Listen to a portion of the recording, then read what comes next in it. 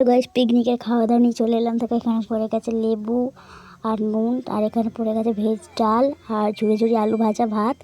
তো ঝুড়ি ঝুড়ি আলু ভাজা দিয়ে লেবুটা চিপে তো খেতে এটা আমার খুব ভালো লাগে। অনুষ্ঠান বাড়ি যেখানেই হোক ডাল ভাতটা আমার খুব ভালো লাগে। তারপরে দেখো এখানে পড়ে গেল হচ্ছে ফুলকপির রসা। তো এই দেখো ফুলকপির রসাটাও দিয়ে খাওয়ার পরে তো চলো ফুলকপির রসাটা খাওয়ার পরে দেখি কি আসে। তো দেখো চলো খেয়ে নিই।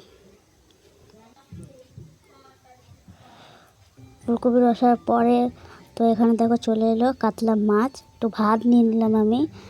আর এখানে চলে এলো কাতলা মাছ। এটা ধনে পাতা দিয়ে পাতলা ঝোল করে করেছিল কাতলা মাছটা। এটা খুব ভালোই হয়েছিল খেতে। তো চলো আমি তোমাদের মাছটা দেখাচ্ছি। মাছটা খুব ফ্রেশ ছিল, একদম খুব ভালো ছিল। আর দেখো একটা পিঙ্ক পিঙ্ক ভাব আছে। তো চলো মাছটা দিয়ে খাওয়া দাওয়া করে নিই। তারপর দেখো এখানে পড়ে গেল হচ্ছে চিকেন।